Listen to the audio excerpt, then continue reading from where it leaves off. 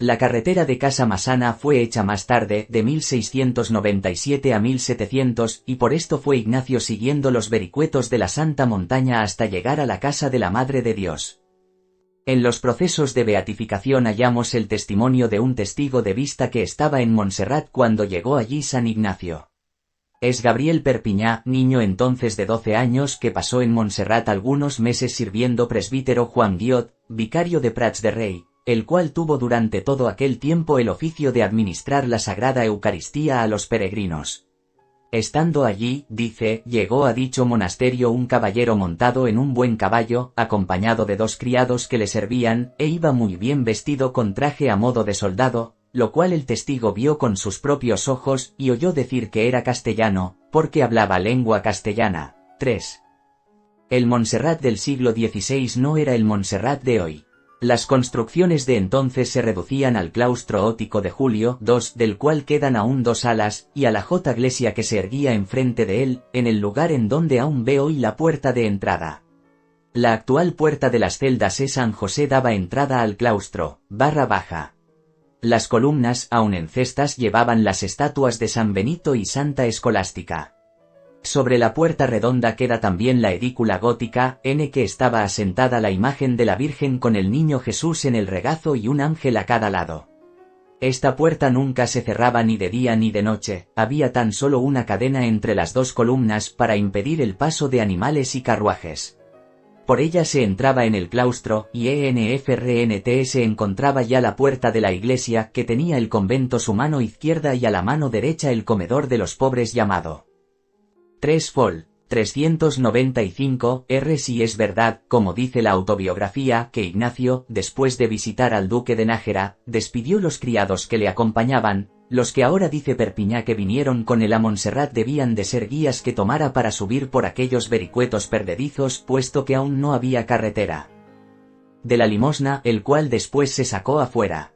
El antiguo templo tenía más de capilla que de iglesia y le llamaban la cámara angélica de la Virgen, pero a la parte y de la epístola le habían añadido una nave que comunicaba por medio de 2 arcos con la capilla y por otra puerta con el claustro. El altar estaba separado por una reja y fuera de ella quedaba el pueblo, tanto los que de día asistían a los divinos oficios como los que de noche velaban delante de la Santísima Virgen. ¿Qué sentiría Ignacio al entrar en aquella cámara angélica y caer de hinojos ante la imagen de la Madre de Dios? Al entrar allí algún tiempo después Carlos V no supo expresar lo que experimentaba sino diciendo que sentía una cierta deidad que no sé significar. ¿Qué diremos de Ignacio que venía con tan diferentes disposiciones que el emperador? Los padres del Concilio Tarraconense de 1602 cantan un himno nupcial a Cataluña al ver y considerar a San Ignacio ante la Virgen de Montserrat, exulta de gozo triunfal Cataluña por haber sido el paraíso terrenal en que Dios omnipotente creó por segunda vez a Ignacio dándole el espíritu vivificante, sacándolo del resbaladizo valle del mundo y trayéndole a Montserrat, sagrado y devotísimo palacio de la Madre de Dios como un segundo Abraham que había de ser padre de muchos santos y fuente de bendición para todos los pueblos. Y siguen como extasiados aquellos padres del concilio diciendo que la Virgen Santísima en Montserrat engendró a San Ignacio a la vida divina y que durante todo el tiempo que estuvo en Manresa le trajo como en sus maternales entrañas, alimentándolo de su propia sustancia. 4. Acostumbraban muy de ordinario los peregrinos de la Santa Montaña pasar la noche en vela y cantando dentro del templo. Hemos de creer que así lo haría Ignacio y con más amor que nadie. Velar toda la noche ante una imagen sagrada. Oh, qué noche tal ideal, tan llena de dulzura para un caballero trasplantado de las costumbres y galanterías del mundo a la vida más alta del espíritu. Había leído en 4 procesos de Barcelona y Manresa, fol. 349, R.I.V. Loyola, en la vida de Santo Domingo, que tenía costumbre de velar en la iglesia tan frecuentemente que apenas tenía cama cierta en donde reclinarse, para descansar un poco, y cuando alguna vez le aquejaba la necesidad del sueño y el cansancio del cuerpo, reclinaba algún poquillo la cabeza sobre alguna piedra, o sobre la grada del altar. 5. Es muy posible que este hecho fuese uno de los que traía anotados en el libro de las 300 hojas. Lo cierto es que, pasando por la ermita de Aránzazu, ofreció a la Virgen Santísima tan dulces veladas que de ellas le quedó el alma sabrosa, y años después, siendo general de la compañía, las recordaba amorosamente en carta dirigida a San Francisco de Borja, que acababa de reedificar aquel templo, incendiado el año de 1552, la hora de oración, que pone en los ejercicios, no nos dice, mejor de lo que podrían hacerlo todas las palabras que las nocturnas velas ante el Señor estaban para San Ignacio. Como para el salmista, llenas de luz y de delicias. Estas primeras veladas de peregrino le sirvieron de preparación para la última y más solemne de caballero que traía bien fija en su mente y que iba a realizar como remate de su estancia en la casa de la Virgen. La autobiografía nos dice en pocas palabras cuál era el fin que se proponía San Ignacio en Montserrat, vestirse de las armas de Cristo, 6, y para ello quería practicar una vela ritual y solemne, pero a ella debían preceder otras preparaciones. La ley de los caballeros mandaba la confesión y comunión antes de vestir las armas materiales. ¿Qué pureza de espíritu no pediría el vestirse de las armas de Jesucristo? Por esto dice la autobiografía que, llegando a Montserrat después de hecha la oración y concertado con el confesor, se confesó por escrito generalmente, y duró la confesión 3 días, 7. 5. Vida de Cristo y de los santos por el Padre Fr. Pedro de la Vega. Zaragoza 1521, Fol. CCXCI, V. BASP Creiseil, San Ignacio en Montserrat, Pac. 20. 6. Autobiografía, N. 17. 7. Autobiografía, N. 17. Fue el confesor un santo monje francés que se llamaba Juan Sanones y el lugar de la confesión, la ermita de San Dimas. Este fue el primer hombre, dice la autobiografía, a quien descubrió su determinación, 8. Y concertó con el que mandase recoger la mula y que la espada y puñal colgase en la iglesia en el altar de Nuestra Señora, 9. Fruto de esta confesión y consiguiente comunión pudieron ser los 2 trataditos que van al principio del libro de los ejercicios titulados, Examen general de conciencia para limpiarse, y para mejor se confesar, y confesión general con la comunión. Ya podía ahora hacer la vela ritual de las armas Jesucristo. Era el día 24 de marzo de 1522, vigilia de la Anunciación de la Virgen María y de la encarnación del Hijo de Dios en sus purísimas entrañas. A Ignacio debió parecerle una noche ideal que ni escogida entre todas las del año porque en ella Jesucristo se vistió de las armas de nuestra mortalidad, que son pobreza, humildad y dolor, comenzando aquella nueva divina milicia, que vendría a acabar en la cruz, en donde con su muerte mataría la muerte sempiterna y abriría las puertas del reino eternal. Determina, pues, armarse caballero de la milicia de Jesucristo y pasar aquella noche velando las nuevas armas a los pies de la Virgen Santísima, constituida por la Encarnación, reina y emperatriz del imperio de la santidad. Y anochecer, lo más secretamente que pudo, busca un pobre a quien da el rico traje que vestía, vístese de la túnica de saco que traía preparada, cíñese con la cuerda de esparto, toma con sus manos el báculo con la calabacita, entra en la cámara angelical de la Madre de Dios, y queda allí de pie, inclinada la cabeza, juntas las manos sobre el pecho, y toda llena el alma de luz sobrenatural y abrasada en amor. Así pasó toda la noche. ¿Qué pensaba que veía aquella alma? 8. Autobiografía, N. 17. 9. Autobiografía, N. 17. Enamorada y toda puesta en Dios. Nada nos atrevemos a afirmar, séanos, empero, lícito suponer que tendría una de las más altas contemplaciones de su vida, comunicándole al Señor ilustraciones acomodadas a aquel grande acto. Las grandiosas contemplaciones del reino de Cristo y de la Encarnación que poco después escribirá en el libro de sus ejercicios, pueden ser muy bien reflejos de lo que el Señor le hizo ver aquella noche casi sacramental. Vamos, pues, a beber en esa fuente, la más pura y auténtica, tomando casi a la letra las palabras del libro de los ejercicios. Preséntale Dios, como en dramática trilogía, 3 grandes visiones que dan la razón de todo aquel misterio. B. En primer lugar, toda la planicie y redondez de todo el mundo, llena de hombres con tanta diversidad así en trajes como en gestos, unos blancos y otros negros, unos en paz y otros en guerra, unos llorando y otros riendo, unos sanos y otros enfermos, unos naciendo y otros muriendo. Juran, blasfeman, hieren, matan, van al infierno. Saturado el espíritu de Ignacio de esta visión triste y espantosa, es arrebatado hasta el cielo, en donde ve y considera las 3 divinas personas como en el susolio real o trono de la divina majestad, como miran toda la haz y redondez de la tierra, y todas las gentes en tanta ceguedad y como mueren y descienden al infierno. Oye el decreto de la Trinidad Divina que dice, hagamos redención del género humano, y en el mismo punto y hora obran la Santísima Encarnación. Entonces el Espíritu le transporta a Nazaret, dentro de la casa y aposentos de Nuestra Señora, en donde la halla con el arcángel que la saluda, y hablan un coloquio del cielo, en el que el ángel le revela el gran misterio, y ella se humilla y acepta la voluntad de Dios. Aquí se le presenta Jesucristo encarnado, vestido con las armas de la humanidad, pobreza y dolor, para ir a restaurar el imperio de la santidad que el pecado había destruido.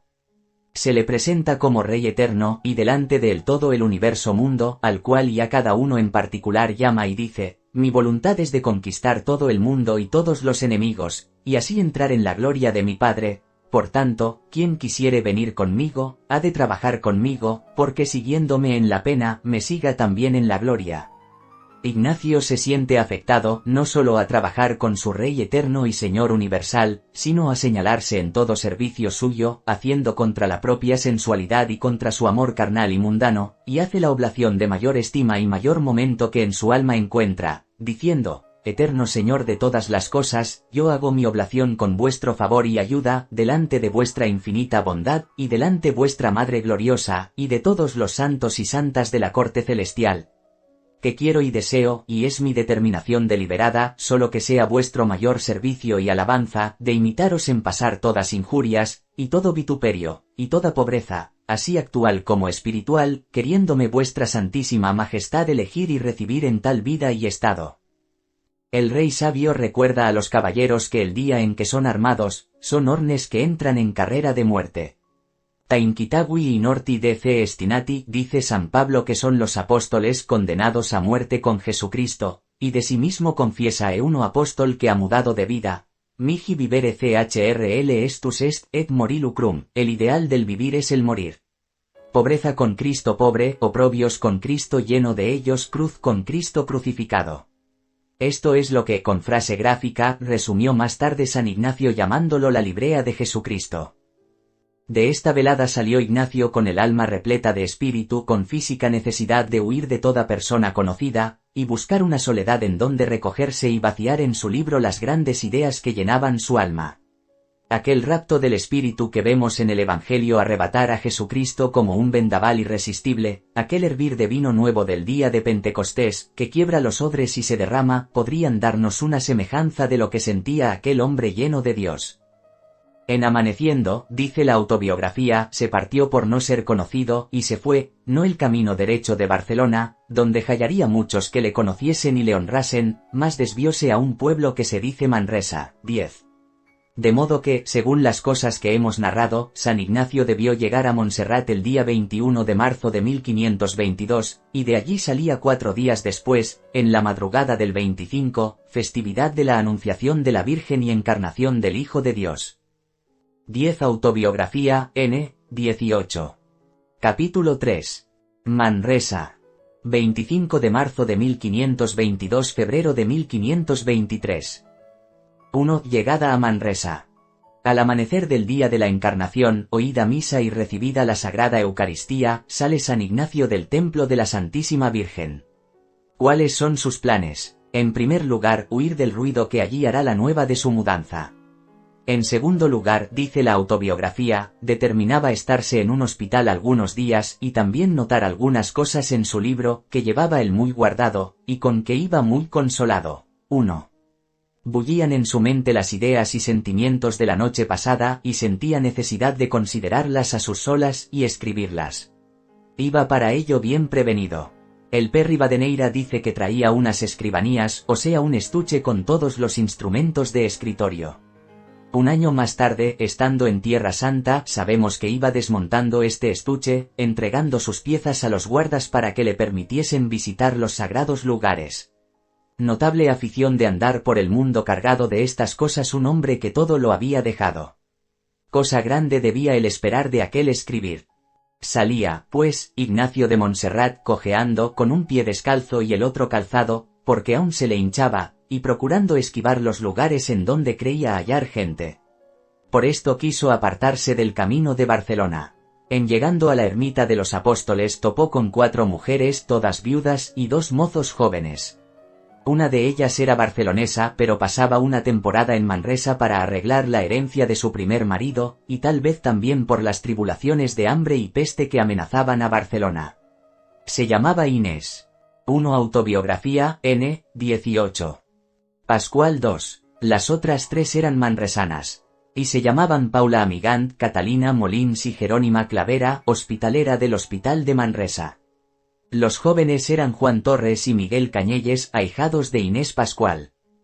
El hijo de esta, Juan Pascual, narra así este encuentro: al llegar a la ermita de los Santos Apóstoles le salió al encuentro un pobre vestido todo de sarga como peregrino, no muy alto, blanco y rubio y de muy buen rostro y grave y sobre todo muy modesto en los ojos, que apenas levantaba del suelo, y venía muy fatigado y rengueando de la pierna derecha. Este joven preguntó a su madre si por aquellos lugares había algún hospital en donde recogerse por algunos días. Ella, viendo el aspecto de bondad que tenía el peregrino, miróle llena de devoción y piedad, diciéndole que el hospital más cercano era el que llamaban de pobres en Manresa, a unas 3 horas de distancia, que ella iba allá, y que si quería le acomodaría y regalaría lo mejor que supiese. Agradeció el peregrino el ofrecimiento de mi madre con pala de amistad y cortesía, y dijo que iría con ellos. Y como la herida anduviese con dificultad, los de la comitiva acortaron el paso, y hasta le ofrecieron un borriquito que pero él no lo aceptó, sino que anduvo a pie todo el camino. 3. Haría como 1 hora que andaban cuando vieron corriendo tras ellos el alguacil. Llega y pregunta a Ignacio si había dado unos ricos vestidos a un pobre como él aseguraba, porque la justicia, creyendo que los había robado, había encarcelado. Ignacio sintió un gran pesar y cayéndole las lágrimas por la tribulación que, por su causa para aquel hombre, dijo que sí, que él le había dado aquella ropa. Nota el padre Laínez que aquí lloró las primeras lágrimas después que salió de Loyola. Preguntáronle entonces quién era, de dónde venía y a dónde. 2. Para evitar confusiones, hay que notar que el nombre propio de doña Inés era Puyol. Fue casada 2 veces. El primer marido se llamaba Juan Sagristñe y de él tuvo un hijo que se llamó como su padre. Habiendo enviudado, casó en segundas nupcias con Bernardino Pascual, que no le dejó hijo ese, pero sí todo el patrimonio, que era bueno, en condición de que el hijastro tomase su nombre y llevase adelante el negocio del algodón que él tenía en Barcelona. Esta es la razón por que tanto doña Inés Corno su HJJ o Juan se llaman siempre Pascual. 3. Véase Monumenta Ignatiana, ser. 4. T. 2. Pax. 82 y siguientes. Iba, pero él no contestó más palabras y caminó adelante. Aquellas buenas mujeres dieron bien a todas estas cosas y esparcieron juego Manresa gran fama de la grandeza del peregrino, aun mayor de lo que era en verdad.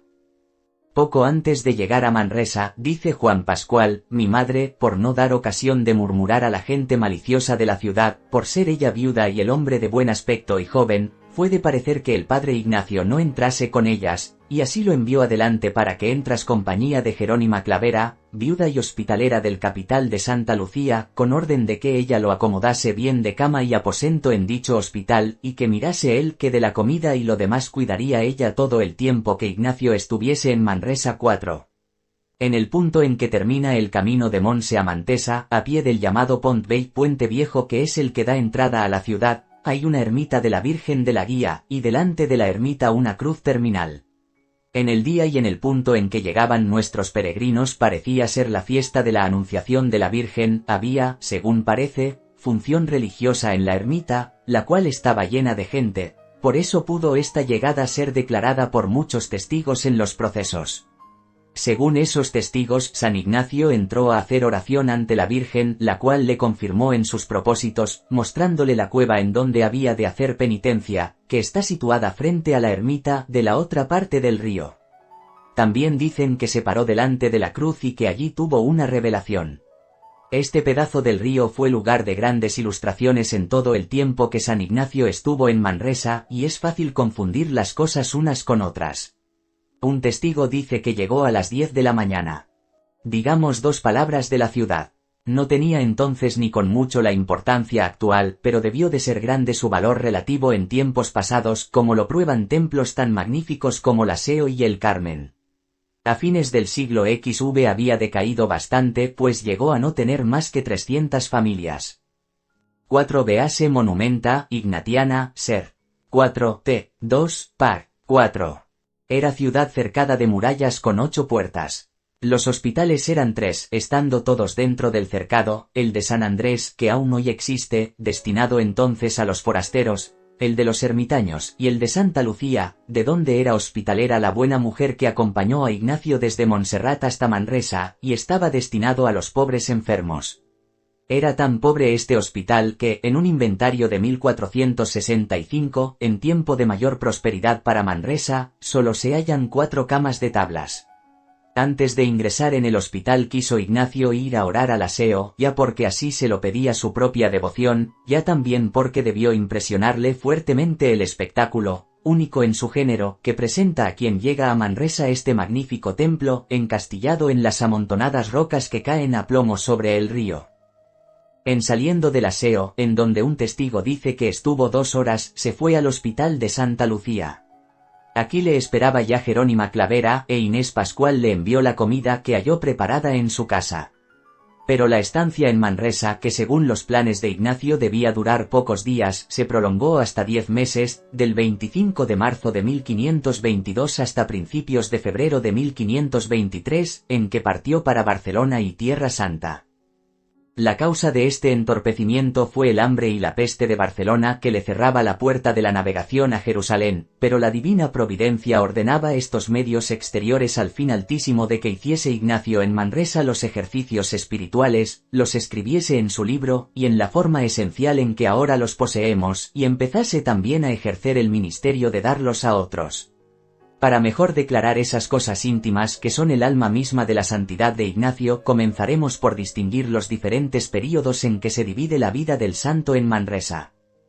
Siguiendo el método que hemos querido adoptar al escribir esta vida, la división la haremos según los diferentes estados por los cuales pasó su alma, y no según los hechos exteriores. De la autobiografía, se deduce claramente que fueron 3 bien caracterizados estos períodos espirituales, uno, que él define de igualdad grande de alegría, sin tener ningún conocimiento de cosas interiores espirituales, otro, de grandes penas interiores, y el tercero, de ilustraciones y visitas de Dios nuestro Señor. 2. Primer período, paz espiritual. El primer período de paz duró unos 4 meses. En primer lugar, ordenó Ignacio su vida exterior, en lo cual parece haber tenido vacilaciones o dificultades. Hemos visto ya que, por de pronto, fue a parar al hospital de Santa Lucía. Ya fuese porque allí no encontrase la paz que deseaba para escribir en su libro, ya por otras razones que ignoramos, el día 1 de abril deja el hospital y se traslada al convento de Santo Domingo, en el cual le admitieron aquellos buenos religiosos, mientras se le hallase habitación más conveniente. El día 12 del mismo mes ya se había encontrado esta habitación en la calle de Sobreroca, en donde pasó algunos días, después de los cuales volvió al hospital. En todo ello intervino la diligencia de Inés Pascual. Su manera de vivir podemos definirla con mucha exactitud. Su vestido ya sabemos era el saco de peregrino, por esto la gente del pueblo le llamaba el hombre del saco, y también el hombre santo. La hospitalera añade que traía colgado de la cintura un cordel para anotar con unos nudos su examen particular. Él nos dice que demandaba en Manresa limosna cada día.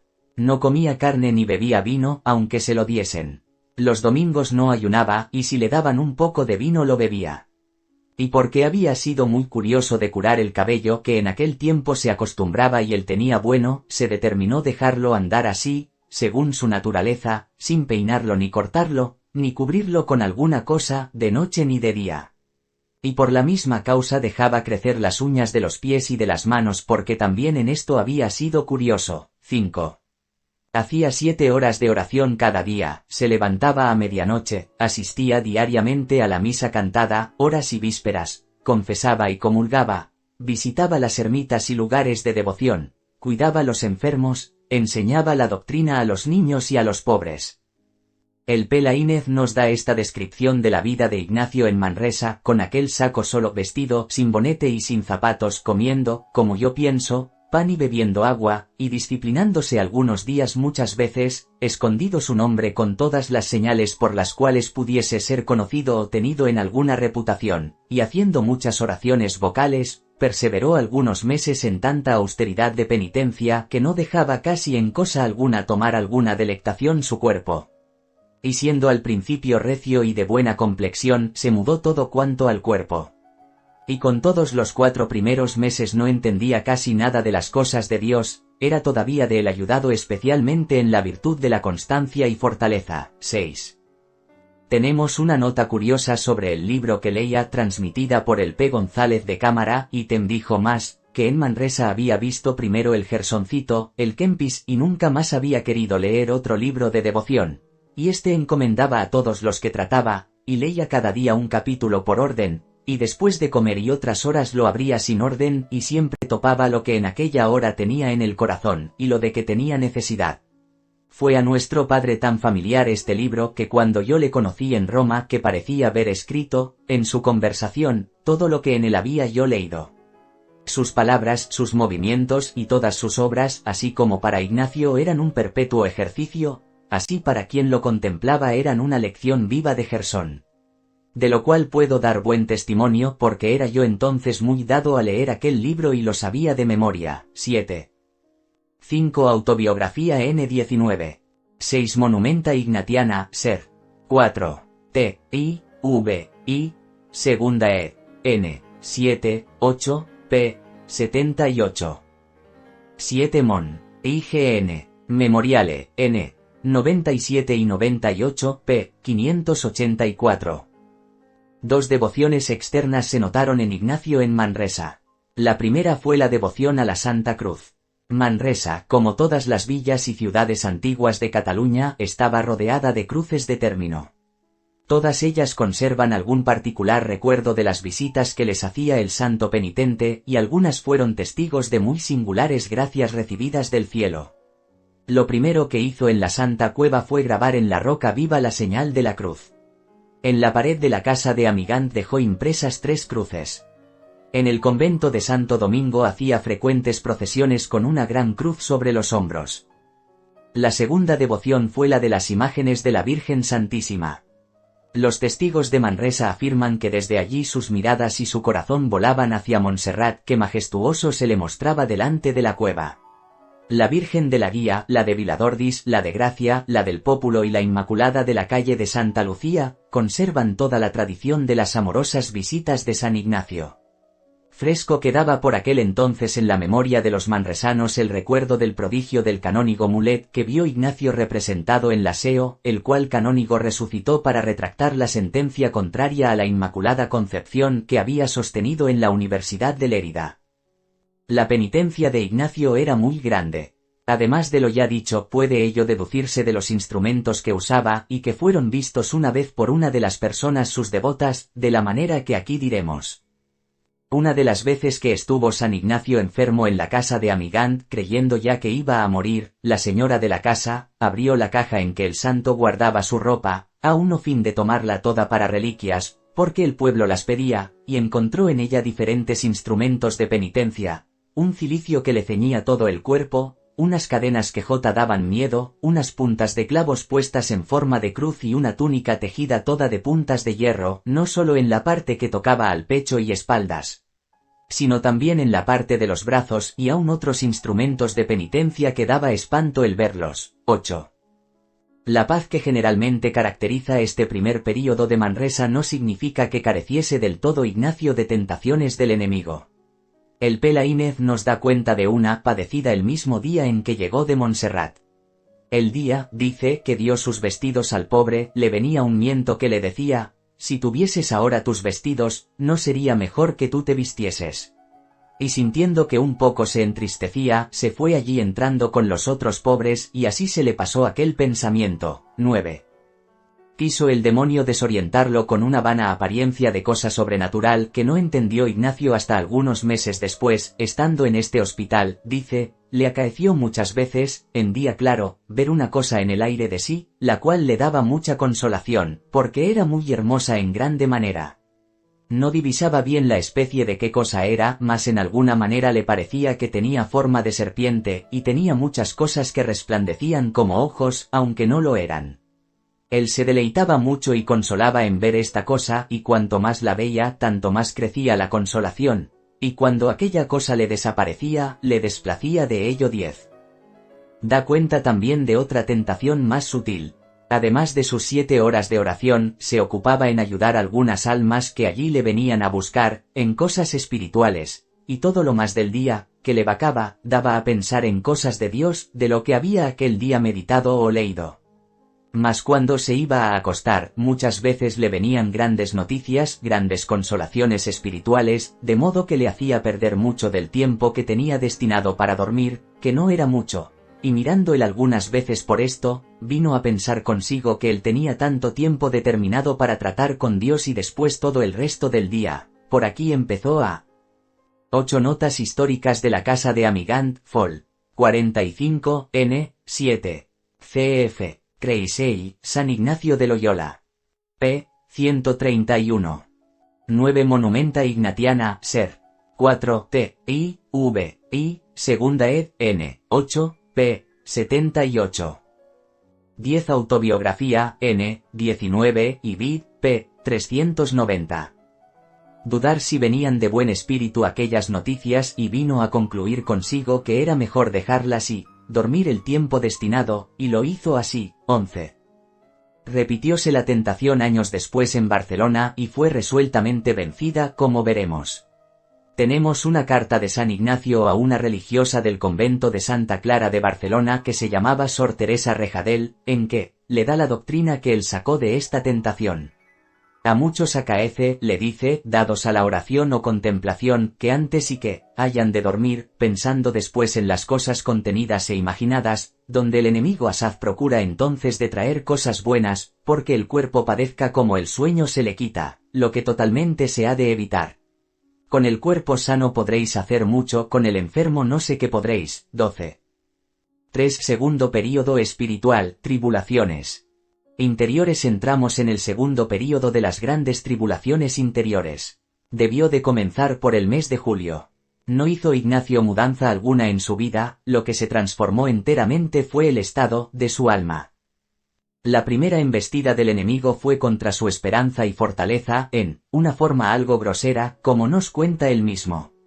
Estos días, dice, le vino un pensamiento recio que le molestó, representándosele la dificultad de su vida, como si le dijeran dentro de su alma, ¿y cómo podrás tú sufrir esta vida 70 años que has de vivir? Mas a esto le respondió también interiormente con grande fuerza, sintiendo que era del enemigo: oh, miserable, puédesme tú prometer una hora de vida. Y así venció la tentación, y quedó quieto. Y esta fue la primera tentación que le 11 Autobiografía, número 26. 12 Monumenta Ignatiana, Ser. 1 Epist. 8 Par. 108. Vino. Y fue esto entrando en una iglesia en la cual oía cada día la misa mayor y las vísperas y completas, todo cantado, sintiendo en ello gran consolación. 13. Mas luego, después de la susodicha tentación, empezó a tener grandes variedades en su alma, hallándose unas veces tan desabrido, que ni hallaba gusto en el rezar, ni en el oír misa, ni en otra oración ninguna que hiciese, y otras veces viniéndole todo lo contrario de esto, y tan súbitamente, que parecía habérsele quitado la tristeza y desolación, como quien quita una capa de los hombros a uno. Y aquí se empezó a espantar de estas variedades que nunca antes había probado, y a decir consigo: ¿qué nueva vida es esta que ahora comenzarnos? 14. Esta primera tentación y otras que son consecuencia de ella las tenemos más íntimamente pintadas por Ignacio, escribiendo a Sor Teresa Rejadella, aunque no dice hayan pasado por él. El curso general escribe que el enemigo tiene con los que quieren y comienzan a servir a Dios es poner impedimentos y obstáculos, que es la primera arma con que se procura herir, es a saber, cómo has de vivir toda tu vida en tanta penitencia, sin gozar de parientes, amigos, posesiones, y en vida tan solitaria sin un poco de reposo. Como de otra manera te puedes salvar sin tantos peligros, dándonos a entender que hemos de vivir en una vida más larga por los trabajos que antepone, que nunca hombre vivió, no nos dando a entender los solaces y consolaciones tantas, que el Señor acostumbra dar a los tales, si el nuevo servidor del Señor rompe todos estos inconvenientes, eligiendo querer padecer con su Criador y Señor. Luego procura el enemigo con la segunda arma, es a saber, con la jactancia o gloria vana, dándole a entender que en él hay mucha bondad, poniéndole en más alto lugar de lo que merece. Si el siervo de Dios resiste a estas flechas, resiste con humillarse y bajarse, no consintiendo ser tal cual el enemigo suade, trae la tercera arma, que es de falsa humildad, es a saber, cómo ve al siervo del Señor tan bueno y 13 Autobiografía, N. 20. 14 Autobiografía, N. 21. Tan humilde que, haciendo lo que el Señor manda, piensa que a un tocio es inútil, y mira sus flaquezas y no gloria alguna, pónele en el pensamiento que, si alguna cosa haya de lo que Dios NS le ha dado, así en obra, como en propósitos y deseos, que peca por otra especie de gloria vana, porque habla en su favor propio. Así procura que no hable de cosas buenas recibidas de su Señor, porque no haga ningún fruto en otros, ni en sí mismo, tanto porque acordándose de lo que ha recibido, siempre se ayuda para mayores cosas, aunque este hablar debe ser con mucha mesura, y movido por el mayor provecho de ellos, y digo de sí mismo y de los otros, si haya tal aparejo, creyendo serán crédulos y aprovechados. Así en hacernos humilde, procura de traernos en falsa humildad, es a saber, a una extrema y viciada humildad. 15. Hasta aquí la carta de Ignacio. Por las noticias que tenemos por otra parte, estas palabras son un retrato de lo que por su alma pasaba en los primeros tiempos de Manresa. Añadiré todavía que esta preciosa carta es un comentario auténtico de las reglas de discreción de espíritus que San Ignacio escribe en el libro de los ejercicios, de que algo hemos dicho en el primer capítulo de esta segunda parte. Tentólo también el demonio según su inclinación. Volvía un día de Viladordis y en el camino se le acercó un joven alabándole la penitencia que hacía, pero diciendo que la mejor de todas era la de no comer. Como tenía ya formada la idea de que la santidad consistía en la penitencia, con aquel ímpetu de ser santo, da vuelta en redondo y vuélvese a la ermita, y en ella permanece algunos días sin comer ni beber. Viendo que no volvía al hospital, búscanlo, hasta hallarlo a los pies de la Virgen desfallecido por tanta abstinencia. Llévalo a su casa doña Ángela Amigant, en donde ella y su marido, de Andrés, y toda la familia y personas amigas, le cuidaron con toda diligencia. Está dicha casa en la Bajada del Carmen y hoy lleva el número 6. Parece que aquella familia tenía por tradición desde hacía 2 siglos el cuidar en 15 Monumenta Ignatiana, Ser. Primero, Volum 1, Pax. 101 y 102.